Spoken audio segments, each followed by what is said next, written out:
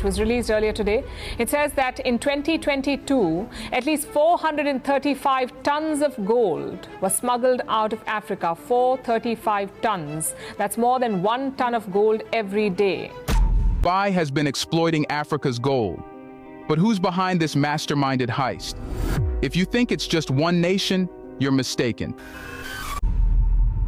In reality, multiple nations have banded together to plunder Africa's gold. And tragically, while they grow richer, Africa remains trapped in economic instability. They build empires on African gold and in return, give nothing. So, who's really behind it all? Let's find out. Africa, blessed with immense natural wealth, has long been the target of foreign exploitation. From the dark days of colonization to the modern era of globalization, Africa's resources have consistently been drained by those who see its riches as theirs for the taking. Today, the United Arab Emirates UAE, with its gleaming skyscrapers and luxurious lifestyle, stands at the center of a new chapter in this age-old story, the illegal gold trade. In 2022 alone, an astounding 93% of the illegal gold entering the UAE originated from Africa, totaling 435 tons worth a staggering $35 billion.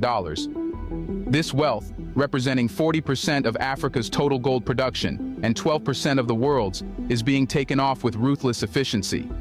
But this is no mere tale of one nation's greed. The West, with its long history of exploiting African resources, is a silent partner in this heist, benefiting from the plundered gold that flows through Dubai. This all starts to make sense when you think of what's happening in Africa in terms of its economy. Have you ever wondered why, despite Africa's immense natural wealth, so many of its people live in poverty? The answer lies in the systemic extraction of Africa's resources by foreign powers, a modern-day continuation of the colonial mindset that has plagued the continent for centuries. The latest manifestation of this exploitation is the illegal gold trade, with the UAE at the forefront. In 2022, nearly half of Africa's gold was channeled out of the continent illegally, with Dubai serving as the gateway to global markets. The UAE's role in this illegal trade is central. Dubai, often referred to as the City of Gold, has become the hub for gold trading, attracting traders and investors from around the world. However, beneath the glittering surface lies a dark underbelly of corruption, smuggling, and exploitation. The gold that makes its way to Dubai is often mined under dangerous and unethical conditions in Africa, bypassing regulations and taxes that would benefit the continent. This is not just a problem of legality. It is a deep-seated moral issue that reveals the persistent inequalities between Africa and the rest of the world. But let's be clear, this isn't just about the UAE. The West plays a crucial, if quieter, role in this exploitation. The gold that arrives in Dubai doesn't stay there. It moves on to Western markets, where it fuels economies and fills the coffers of multinational corporations. These corporations, many of them headquartered in Europe and North America, are the ultimate beneficiaries of this stolen wealth.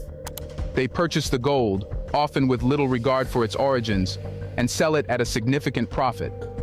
The irony is thick.